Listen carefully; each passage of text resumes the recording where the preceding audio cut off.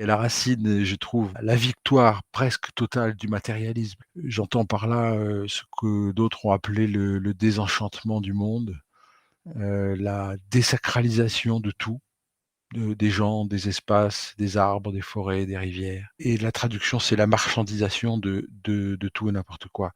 De là découlent tous les désordres intérieurs et extérieurs à nous. Les ordres extérieurs parce que, ben, forcément, quand on va trop loin, on détruit les équilibres et puis alors là, on aborde tous les problèmes de pollution, de réchauffement ou de modification du climat, de perte de biodiversité et cetera et les conflits et les désordres intérieurs que ça procure aussi parce que ça peut pas laisser indifférent tout ça et donc voilà, on a des conflits, personnels, des conflits, interpersonnels, des conflits interétatiques, des conflits intercivilisationnels, interreligieux et cetera et le problème principal, c'est celui du matérialisme. Je suis touché par ceux qui racontent cette histoire de retrouver une part sacrée du monde dans lequel on vit, parce que c'est le moyen de peut-être, retrouver ce qui nous relie. La matérialité, la privatisation, ça découpe le monde en morceaux et à force de découper, on a perdu le lien. Ce qu'on peut faire, c'est retrouver ces liens-là par un travail sur les dimensions affectives, émotionnelles, spirituelles, sensibles. Voilà, il nous faut Mmh. des expériences sensibles dans lesquelles on retrouve ce lien qui nous unit et qui nous permet de retrouver la valeur des choses qui n'est pas monétaire. Le problème, c'est l'accès à l'information. Pour moi, en tant qu'agronome, la bifurcation, comme on dit maintenant, elle n'a Mmh pas mh. eu lieu à un moment précis de ma vie. J'ai fait des études sur le vivant et j'ai eu la chance d'avoir un premier job dans une fondation justement, dans lequel, on se posait ces questions.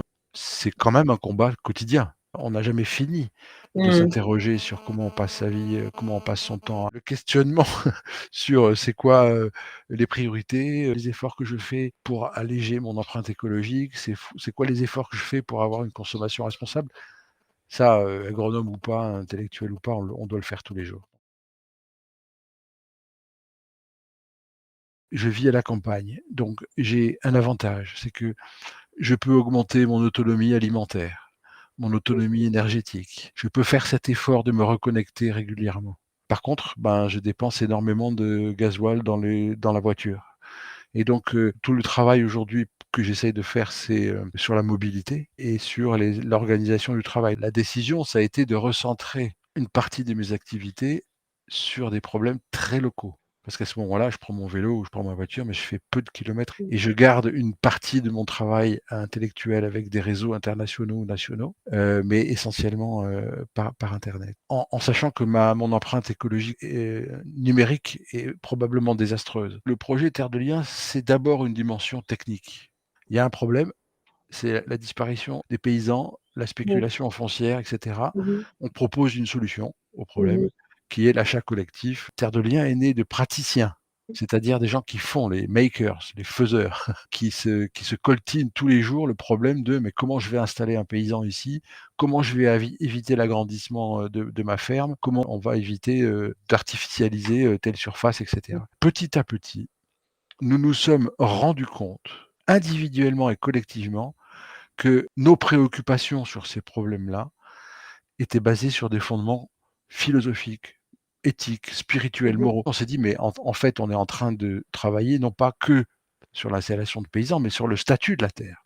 En travaillant sur un achat collectif citoyen et en disant: «Si on achète ensemble une ferme et que plus jamais on ne la revend, on a enlevé la valeur monétaire de la ferme, puisqu'elle ne sera plus jamais à vendre». En disant cela, on change le statut de la terre de bien marchand à bien collectif, parce qu'aujourd'hui, c'est un prototype. Partout où une ressource qui est vitale, qui est finie, est privatisée de façon injuste, inéquitable, alors il faut quelque chose qui apparaisse. Il faut qu'il y ait une dynamique de réappropriation. Tout ce qui a été privatisé, il faut se le réapproprier parce que c'est le seul moyen de le réenchanter peut-être. Comme les communs sont, une ressource, une communauté, des règles, Terre de Liens a essayé de faire ça. hein. Une ressource, c'est la terre, le foncier agricole. La communauté, c'est les 40 000 personnes qui ont participé ou qui participent à Terre de Liens. Et les règles, c'est toutes celles qu'on invente jour après jour dans Terre de Liens pour gérer cette ressource. Enercoop et Énergie partagée font la même chose pour l'énergie renouvelable. C'est là qu'on arrive au problème des médias, parce qu'aujourd'hui, dire et faire savoir suppose de contourner, dépasser, surmonter, les réseaux sociaux, essentiellement, et ça, je sais pas comment faire, et pour moi, c'est bien l'enjeu principal aujourd'hui, c'est de Mmh toucher mh. les jeunes. S'il fallait, convaincre des jeunes de Mmh devenir mh. agriculteurs sur le modèle actuel, on convaincra personne. Donc c'est bien un nouveau modèle, pas seulement agricole, mais un nouveau modèle social autour de l'agriculture qu'il faut réinventer. Si on continue à considérer que les agriculteurs sont des entrepreneurs individuels sous perfusion, de subventions et qui doivent se débrouiller tout seuls pour être à la fois écologique et à la fois concurrentiel, c'est pas possible. On sait faire une agriculture proprement, depuis très longtemps, mais on ne sait pas l'organiser dans la société. On ne sait pas trouver le modèle économique aujourd'hui. On se nourrit avec le moins d'argent possible, en essayant de pas s'empoisonner. Mais le perdant dans l'histoire, c'est le producteur. Tant on n'accorde pas plus d'importance à l'alimentation, tant les pouvoirs publics ne comprennent pas que ça devient un problème de santé publique majeur, à la fois par la mauvaise alimentation et à la fois par les pollutions, tout Mmh mh. azimut, on continuera à alimenter une machine à intoxiquer la terre et les gens. Si l'argent il vient pas du consommateur, il faut qu'il vienne du contribuable, on n'y arrivera pas. Le maillon principal manquant, ce serait peut-être ce que maintenant on appelle la sécurité sociale alimentaire. C'est-à-dire un investissement massif de la collectivité, de la société, pour répartir équitablement la ressource alimentaire.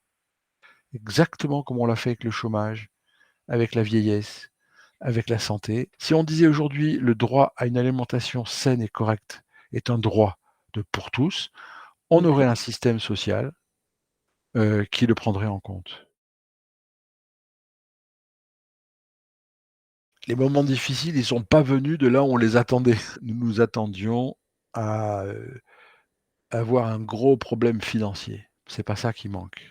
De l'argent, on en a. On craignait aussi beaucoup la complexité du message. Comment toucher les gens sur un problème qui associe la propriété, l'argent, la PAC, le paysan, l'alimentation. On a réussi à expliquer, aidez-nous à faire pousser des fermes. Ça n'a pas été non plus la capacité d'attirer des compétences des jeunes. Quand on ouvre un poste, il y a des tonnes de candidatures. Donc, on s'attendait à ces difficultés-là. Et la Mmh. difficulté est venue d'une crise de gouvernance qui est liée aussi à la crise de croissance, c'est-à-dire une croissance peut-être trop rapide de Terre de Liens, et on a un souci d'équilibre, d'articulation entre les différentes branches de Terre de Liens, parce qu'on a opté pour un système, très atypique avec, un réseau associatif national, fédéré en une fédération nationale, une structure issue, du capitalisme pur qui est une foncière Terre de Liens, mais qu'on a statutairement arrangée pour que, elle soit solidaire, et une fondation, donc Terre de Liens. La principale difficulté de Terre de Liens, c'est une articulation en polygouvernance. Je commence toujours par la victoire principale pour moi, qui est le chiffre de 40 000 Mmh mh. membres, qui sont des donateurs, des Ouais. épargnants, des adhérents, des paysans, et cetera. Une vraie réussite, c'est d'avoir accumulé plus de presque 160 millions d'euros en quelques années, d'épargne, de dons, et cetera. C'est 10 000 hectares, c'est une dizaine de structures qui sont des petites sœurs ou des petites cousines de Terre de Liens qui Mmh. se sont créées sur ce modèle. Nous-mêmes avons été inspirés par, une structure qui s'appelle Habitat et Humanisme. On a aussi vu, depuis 4-5 ans émerger des structures qui se disent héritières de Terre de Liens, alors qu'ils sont Mmh pas mh. forcément toujours, exactement dans la même lignée anticapitaliste ou Mmh mh. antipropriété. Ça aussi, c'est, une forme de victoire. On a réussi à poser sur la table la question de l'accès au foncier. On Mmh n'a mh. pas encore réussi à la transmettre, à la transcrire dans une loi, foncière un peu volontariste, et Mmh on est mh. encore loin d'avoir posé la question de la terre comme commun, évidemment. Mmh mh. La propriété Et oui. individuelle inviolable et sacrée. Se rendre compte que tu participes à quelque chose qui s'inscrit dans l'histoire, c'est très chouette, c'est très motivant, c'est très Mmh. satisfaisant. J'étais parti pour, développer la bio, puis installer collectivement des paysans bio par un propriétaire collectif. Ça veut dire que, on change le statut de la terre et on le sort de la spéculation. Ça veut dire qu'on est en train de faire un proto commun, et cetera, et le fait que ça prenne et qu'on soit pas resté un petit épiphénomène intellectuel sympathique, mais qu'on l'a incarné, Mmh mh. c'est vraiment très chouette, oui. J'ai bon espoir que Terre de Liens se développe encore, mais j'ai peu d'espoir que ça change quelque chose. Ça ne changera pas le dogme de la propriété privée. Je ne crois pas au renversement du par un rapport de force. Par contre, les petits points lumineux qu'on a allumés partout, mais pas que Terre Mmh de mh. Liens, tous ceux qui font Oui. ça dans le monde entier, ils n'éclairent pas encore ce monde sombre. Il suffit de très peu de points. Je pense qu'on peut arriver à changer les choses. Pas en multipliant les points forcément, en les rendant plus visibles ou plus puissants. Je ne crois pas qu'on va y arriver, en étant plus puissants que les adversaires. Nous aurons gagné lorsqu'on n'aura plus besoin de Terre de Liens. Mmh mh. C'est-à-dire quand la terre sera devenue un bien inappropriable et que Mmh mh. d'autres